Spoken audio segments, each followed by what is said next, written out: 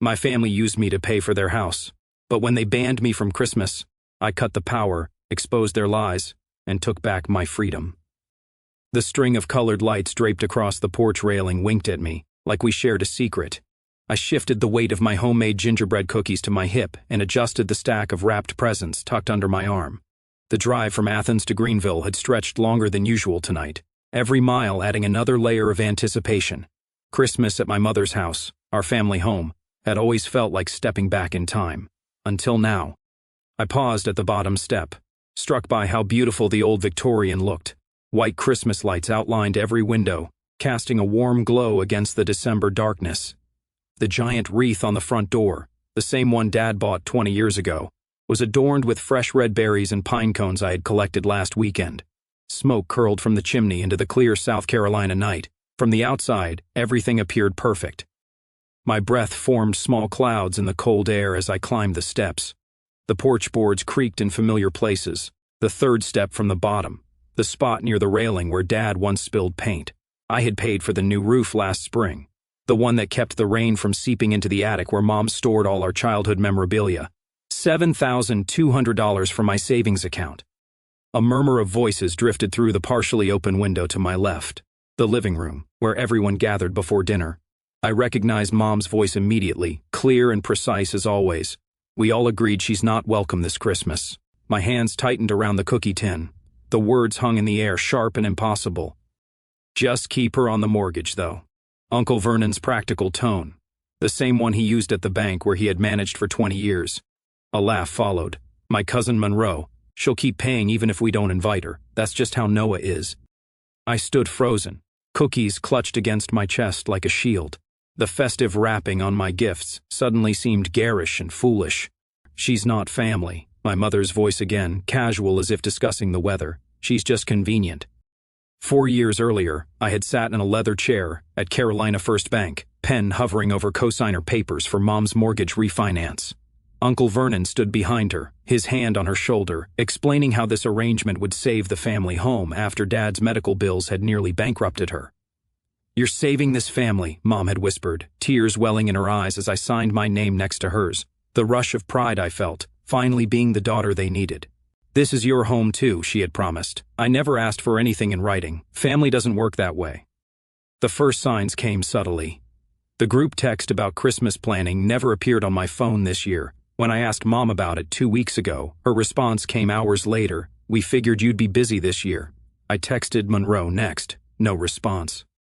I should have recognized the pattern from last Christmas, when I arrived to find 11 place settings at a table for 12.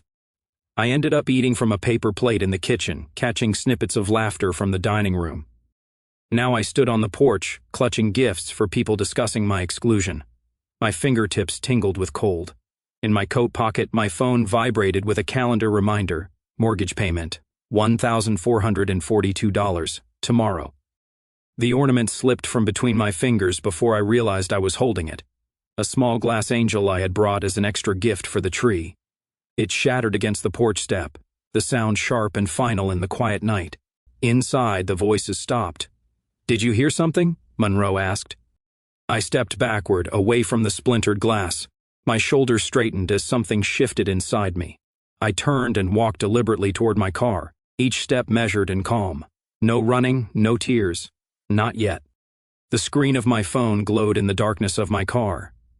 Tomorrow's scheduled mortgage payment, $1,442. The same amount I had paid every month for 4 years, while they decided if I was family or just convenient. I started the engine. The Christmas lights of the house, my house according to the bank, reflected in my rearview mirror as I pulled away. They had made their choice. Now it was time for me to make mine. The next day, the financial records spread across my kitchen table like fallen autumn leaves. 4 years of statements, each page a month of my life converted to numbers. My hands trembled as I totaled the final column on my calculator, $69,216. The amount glowed on the small screen, accusing me. Nearly $70,000 paid toward a house where I was not welcome. A house where my mother, Uncle Vernon, and cousin Monroe sat in warmth, discussing my exclusion as casually as the weather. I pushed back from the table, my chair scraping against the tile floor of my Athens apartment. Morning light streamed through the blinds, catching dust motes in its beam. Outside, my neighbors prepared for Christmas with twinkling lights and inflatable snowmen. Inside, I was dismantling the fiction of my family. The warranty deed sat in the center of my financial archaeology. I had found it online last night in the county records, my name conspicuously absent despite being on every mortgage statement. Uncle Vernon's banking expertise at work, keeping me financially responsible while legally powerless. My phone chimed with a text from my mother. "Did you make it home safe last night?" As if she cared, as if she hadn't just discussed my banishment from Christmas dinner. The audacity stole my breath. I pulled the utility folder from my filing cabinet: electricity, gas, internet, insurance, all in my name. The pattern emerged with nauseating clarity. Every essential service, every financial burden carried by the daughter they found convenient but not family. My laptop screen showed my banking portal, the cursor hovering over cancel automatic payment. Tomorrow's scheduled transfer, $1,442, the same amount I had paid every month since signing those papers at Carolina First Bank. My finger hovered over the touchpad. "She's not family, she's just convenient." Mother's voice replayed in my mind, clear as if she stood beside me. 4 years flashed before me, standing in the kitchen with a paper plate last Christmas while laughter flowed from the dining room, my absence from family photos despite my presence in the house, the group texts that somehow never included me. I clicked. A confirmation window appeared. "Are you sure you want to cancel this automatic payment?" Never have 6 words carried such weight. My finger trembled above the touchpad. Click. 4 years of obligation ended in a moment. The next day, the office coffee tasted bitter, but Amelia brought me a peppermint mocha from the shop downstairs. She placed it on my desk without comment, but her eyes lingered on my face. "Rough Christmas season?" she asked, perching on the edge of my desk. I shrugged, not trusting my voice. "You look like I did 2 years ago," she said, when I stopped talking to my sister. My head snapped up. Amelia, confident, smiling Amelia, estranged from family? "She borrowed $30,000 for a business that never existed," Amelia continued. "When I asked for it back, she told everyone I was trying to ruin her life." Something cracked in my chest. "My mother has me paying for a house I'm not allowed to visit for Christmas." The words hung between us, the first time I had spoken the truth aloud. Amelia did not gasp or offer platitudes. She nodded. "James in accounting went through something similar. His parents took out credit cards in his name. He might have some advice." By afternoon, James sat across from me, explaining cosigner rights I never knew existed. "They need your signature to refinance or sell," he said. "That's leverage they never told you about." "What about the utilities?" I asked. "Those you can cancel any time. They're solely in your name." The weight pressing on my chest since last night began to lift. Options materialized where before I saw only obligation. That evening, my neighbor Eleanor knocked with a plate of snickerdoodles. "You seemed upset when you came home that night," she said. "Everything okay?" I invited her in, surprised when she accepted. We sat at my kitchen table, now cleared of financial statements but still heavy with their revelations. "My family situation is complicated," I said, choosing my words carefully. Eleanor smiled, the corners of her eyes crinkling. "Whose isn't? Listen, if you don't have plans for Christmas, a few friends are coming over. Nothing fancy. You're welcome to join." A place at a table. An invitation freely given. The contrast to my family's calculated exclusion brought stinging tears. I blinked away. "Thank you. I might take you up on that." After Eleanor left, I made a list. Every utility, every service connected to that house, with my name attached. Electricity, gas, water, internet, insurance. Each represented years of financial support while being emotionally shut out. I calculated the disconnection dates, arranging them in a precise pattern. Each service would end on the 24th of December, Christmas Eve, between 6 o'clock and 7 p.m., the hour when my family traditionally gathered for dinner. The dinner I was not welcome to attend. My email to my mother was 3 sentences long. "I've decided to stop financially supporting a home I'm not welcome in. All utilities in my name will be disconnected. This is effective immediately." I pressed send, closed my laptop, and slept through the night without waking once. The next day, my phone buzzed for the 17th time this morning. I knew because I had been counting. The screen lit up with my mother's name, A photo from happier times, her birthday 3 years ago when I surprised her with tickets to see her favorite band. I slid my finger across the screen to silence it without answering. You can't just walk away from responsibility, Noah. Her latest text glowed beneath 16 others, each message more desperate than the last. This affects all of us. I placed my phone face down on the kitchen counter and turned back to my laptop, where the spreadsheet of my contributions stared back at me in neat, organized rows. 4 years of mortgage payments, $69,216. New roof last spring, $7,200. HVAC system the previous winter when the old one died during a cold snap, $5,400. Appliances when the refrigerator leaked and ruined the dishwasher, $2,850. The numbers did not lie. Unlike family. The phone buzzed again. Uncle Vernon this time. Noah, this is serious. There are legal implications you don't understand. Call me immediately. Legal implications. Coming from the man who structured the mortgage so carefully, the bank manager uncle, who explained how this arrangement would protect everyone, while actually protecting only my mother. I saved the message as evidence. My doorbell rang, startling me. Through the peephole, I saw James, my financial advisor, his leather portfolio tucked under his arm. I smoothed my hair and opened the door. Thanks for coming to me, I said. I appreciate it. James settled at my kitchen table, spreading documents between us. As co-signer, you have rights they never explained to you. His finger traced a clause on the mortgage agreement.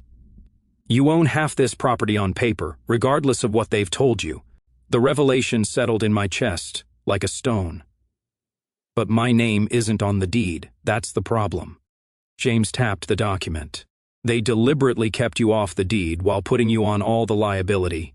Classic case of financial exploitation. The word landed hard, exploitation. I'd been calling it family obligation, duty, love. Can they force me to keep paying? My voice sounded smaller than I intended. James shook his head. They can try, but no court would side with them once they see this pattern. You've paid for a home you were explicitly told you weren't welcome in. He helped me organize my documentation, every transfer, every repair invoice, every utility payment, into a single damning file. When he left, the weight on my shoulders felt different, not lighter exactly, redistributed. My phone rang again, Mother. This time I answered, pressing the record button first. Something Amelia had suggested yesterday when I broke down during our lunch break. Noah Elizabeth Wynne. My mother's voice cut sharp as a blade. You've put us in an impossible position. The mortgage company called. Hello to you too, Mom. Don't get smart with me. After all we've done for you. The words stopped me cold. Something shifted inside my chest, a tectonic plate moving after years of pressure. What exactly have you done for me, Mom? Silence stretched between us, thin and brittle as ice in spring. Excuse me? Her voice rose an octave. I'm curious. What have you done for me that justifies my paying your mortgage for 4 years? That justifies utilities in my name for a convenient? The pause told me everything. She had not known I heard those words on the porch. You misunderstood. No, I didn't. My voice remained steady. I heard you clearly. I heard Uncle Vernon. I heard Monroe. And I understood perfectly. Noah, you're being dramatic. We can discuss this when you're thinking rationally. I've never thought more rationally. Would you like me to email you the spreadsheet of my contributions to a house I don't own? It's quite comprehensive. Another silence. We're family, she finally said, as if those words should override everything else. Convenient when you need money, not family when you're setting the Christmas table. I heard her inhale sharply. Your father would be disappointed. Don't! The word came out hard as flint. Dad valued honesty above everything. He'd be horrified by what you've done. The call ended with her hanging up. I sat motionless, heart hammering against my ribs, waiting for regret that did not come. The doorbell rang again. This time it was Eleanor from next door, casserole dish in hand, concern etching lines around her eyes. Bad day? She asked, seeing my face. Illuminating day. I stepped aside to let her in. Eleanor placed the dish on my counter. My grandmother's recipe. Comfort food for when the world feels cold. She hesitated. Amelia called, said you might need company tonight. The simple kindness almost broke me. Eleanor, who I had known less than a year, bringing food. Amelia, who texted earlier offering to help organize my documentation. James, who connected me with his lawyer friend for pro bono advice. This was what support looked like, not manipulation disguised as family obligation. My phone pinged with an email notification. I glanced down to see the subject line, Important Utility Disconnection Notice.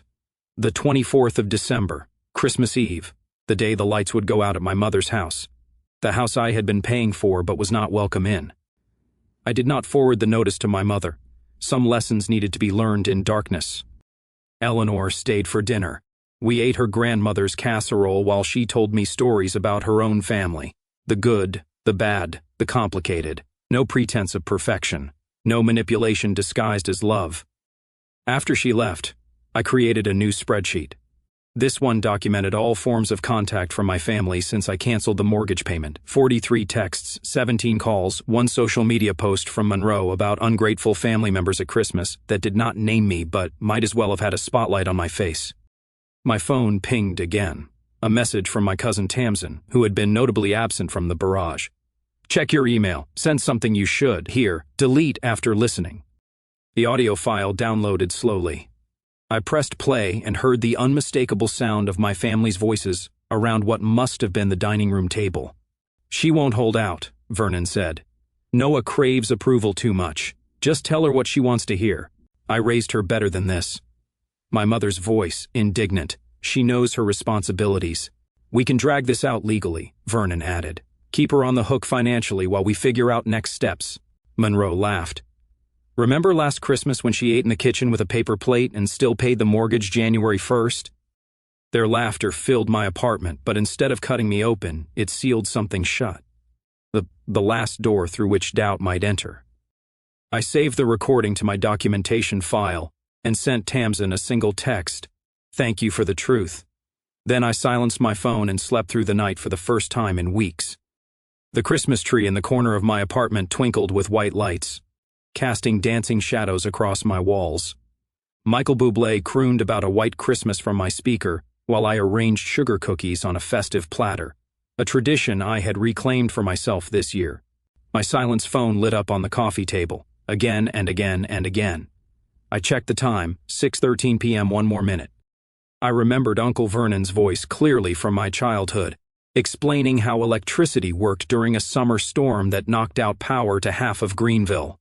It's not magic, Noah, just a simple matter of connections and payments. The digital clock on my microwave flipped to 6:14. 200 miles away, in the house I had paid for but never belonged in, the lights had just gone out. The carefully roasted turkey in my mother's double oven had stopped cooking. The Christmas playlist blaring from the expensive sound system I bought last year had fallen silent. The heat had ceased flowing through vents I paid to have cleaned every October. Everything stopped when you stopped paying for it. I poured hot water over a tea bag, the steam rising in delicate curls. The first voicemail arrived before I had added honey. What have you done to us? My mother's voice hit a pitch I had not heard since I broke her favorite crystal vase at age 12. The power is out, the heat is gone. Everything just stopped working. Call me back immediately. I did not. The tea warmed my hands as I curled into my window seat, watching actual snow begin to fall. The first white Christmas in Georgia in 17 years. The universe had impeccable timing. Uncle Vernon's call came next. I let it go to voicemail too. Noah, this is Vernon. Whatever game you're playing needs to stop now.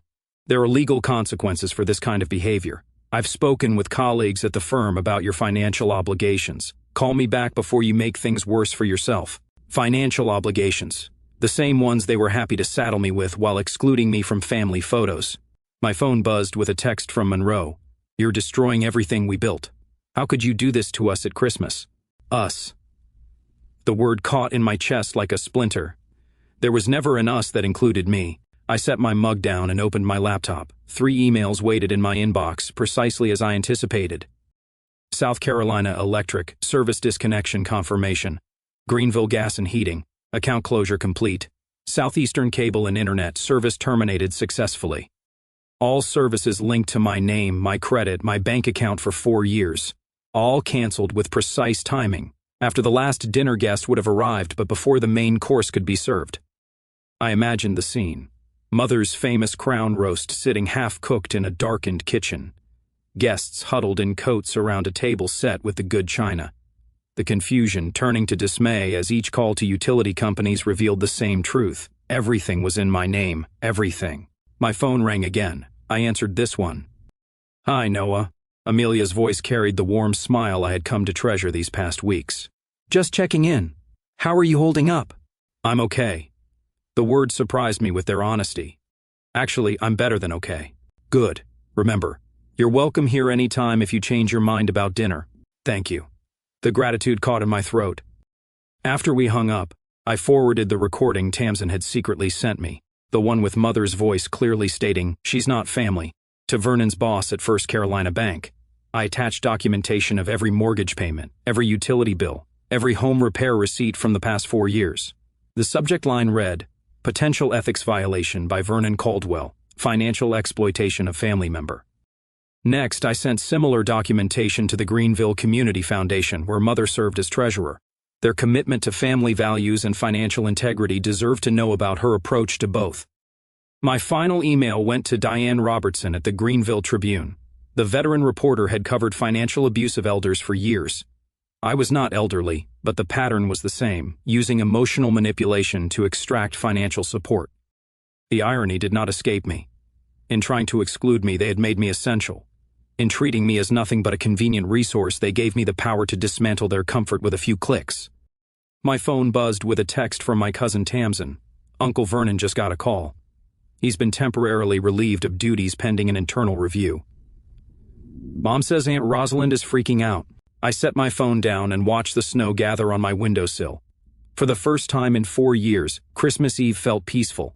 They always said I was not really family, but family does not abandon you in the dark. The rapid knock at my apartment door came at 7:30 on a Tuesday morning. I was already dressed for work, coffee mug in hand, when I opened it to find my mother standing there. Her eyes were red-rimmed, mascara slightly smudged beneath them. She clutched her purse with white knuckles. "Noah," Rosalind said, voice breaking.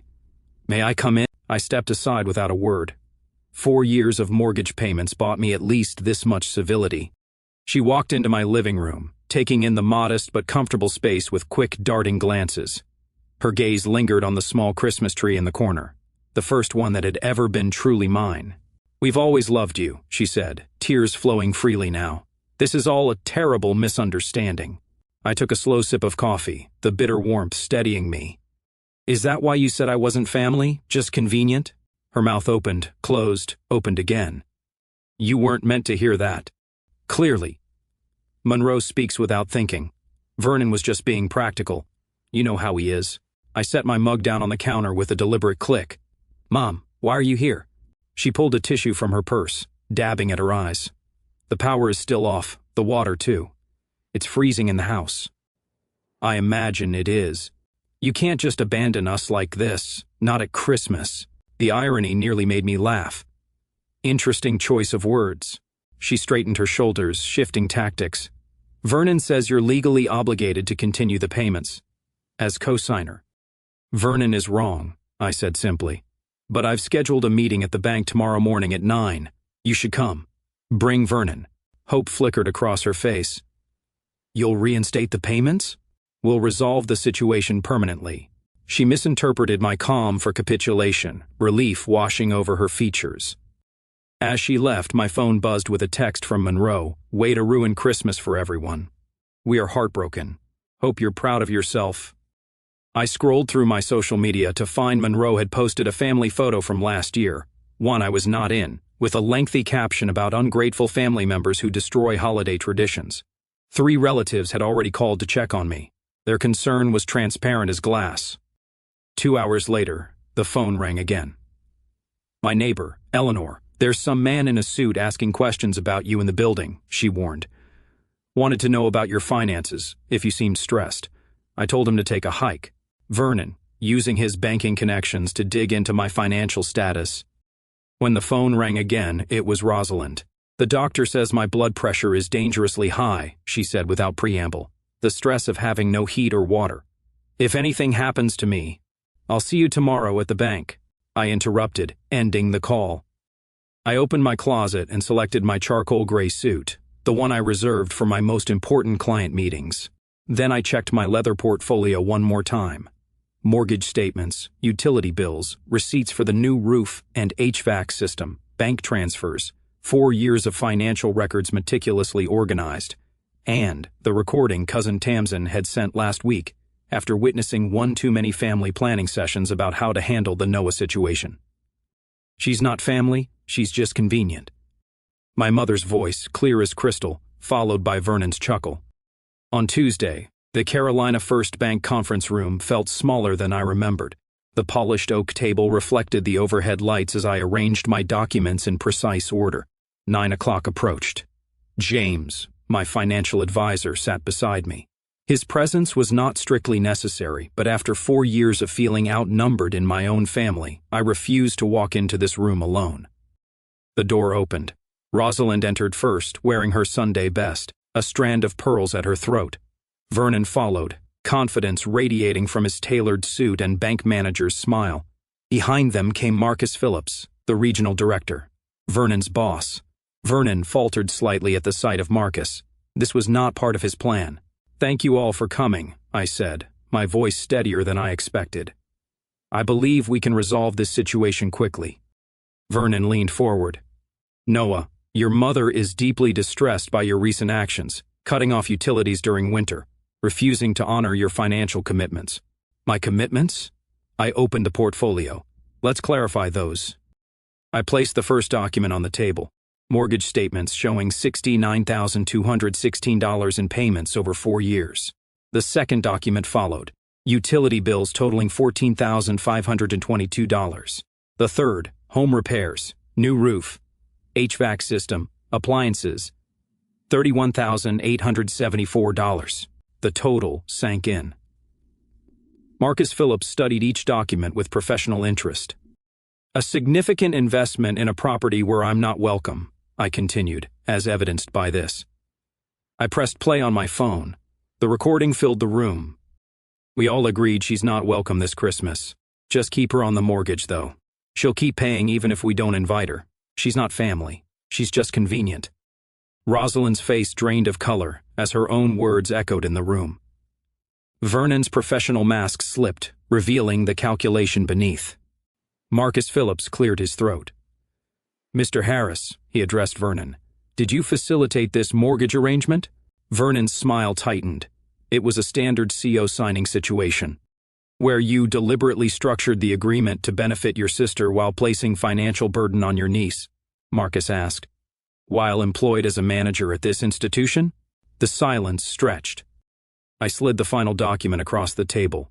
"I'm transferring full mortgage responsibility to my mother, effective immediately. I've paid for 4 years. The house is all yours now, Mom. So is the mortgage." Vernon's voice rose. "She can't afford—" "That's not my concern," I interrupted. "Not anymore." Marcus stood. "Mr. Harris, I'd like to speak with you privately. Now." As Vernon was escorted from the room, my mother reached for my hand. I pulled away gently but firmly. "I don't understand," she whispered. "How will I keep the house?" "The same way most people do," I answered. "By paying for it yourself." I gathered my documents, nodding to James. As we walked toward the door, Rosalind called after me. "Noah, please, where will you be for the remaining holidays?" I paused, one hand on the doorknob, and looked back at her. "Somewhere I'm welcome. Somewhere I'm family, not just convenient." The bank door closed behind me with a solid, satisfying click. For the first time in 4 years, my shoulders felt truly straight, my steps light and purposeful. The January air was cold against my face, but I did not mind it. Freedom has its own particular warmth. A year later, I was celebrating a different Christmas. The sun slipped through my blinds Christmas morning, painting golden stripes across my comforter. I stretched beneath the warmth, savoring the silence. No kitchen chaos. No passive-aggressive comments about my late arrival. Just peaceful quiet in my modest Athens apartment. I padded to the kitchen in my flannel pajamas and wool socks, the hardwood cool beneath my feet. The coffee maker gurgled to life with a press of my finger, a gift to myself, programmable with a thermal carafe that kept coffee hot for hours. No rushing to pour a cup before someone emptied the pot. My refrigerator held ingredients I had never used for Christmas breakfast: thick-cut bacon, farm-fresh eggs, sourdough bread from the bakery down the street. The heavy cast-iron skillet, another recent purchase, heated on the stove as I sliced strawberries for a side dish. "Merry Christmas to me," I whispered, cracking eggs into a bowl. The phone buzzed on the counter. Mom's name appeared for the third time this morning. I let it ring until silence returned. The family home belonged to her now, in name and responsibility. The bank manager's face when I played that recording. She's not family. She's just convenient. Still brought a flutter of vindication to my chest even a year later. My breakfast plate steamed before me at my small kitchen table. I bowed my head, not in prayer, but in acknowledgement. I was free. The therapy sessions began 2 weeks after the bank meeting. Dr. Laurel's office felt like neutral territory, where I could finally speak the truth aloud. "You've been financially exploited," she said plainly during our first session. No sugarcoating. No, but they're family. Just simple recognition of what happened. I bit into the sourdough toast, butter melting into the crunchy surface. The taste reminded me of Saturday mornings with Dad before he died, when we would walk to Thompson's bakery while Mom slept in. The memory came without its usual sharp edge of loss. My new savings account already held 2 mortgage payments worth of money. By next year it might hold enough for a down payment, a home in my name only. The calendar on my wall showed appointments and plans I had made for myself. Financial literacy workshop at the community center, coffee with Amelia from work, dinner with Tamsin, the only cousin who earned back my trust after sending me that damning recording of the family meeting. Mom's attempts at reconnection filled my blocked call log. Uncle Vernon had not spoken to me since the bank manager escorted him from the building. His professional reputation unraveled quickly after the internal investigation. Monroe's social media still occasionally referenced family betrayal, but fewer relatives engaged with her posts now. The house, that beautiful Victorian with its creaking porch steps and new roof I paid for, went on the market last month. Mom could not maintain the payments alone. Sometimes I drove past it on my visits to Greenville, watching as the for sale sign swung in the winter wind. The Christmas tree in my living room stood 3 feet tall, decorated with ornaments I chose myself. No heirloom glass angels, no traditions carried forward that served someone else's story. Just twinkling lights reflecting possibilities in each shining ball. The women at the financial literacy program asked me questions I once could not answer for myself. How do you know when helping becomes hurting? What's the difference between responsibility and exploitation? I did not have perfect answers, but I shared my story, watching recognition dawn in their eyes. I used to think if I gave enough, stayed quiet enough, they would finally see me. But I had learned, you do not need to sit at someone else's table to know your worth. You can build your own, and serve peace, not pain.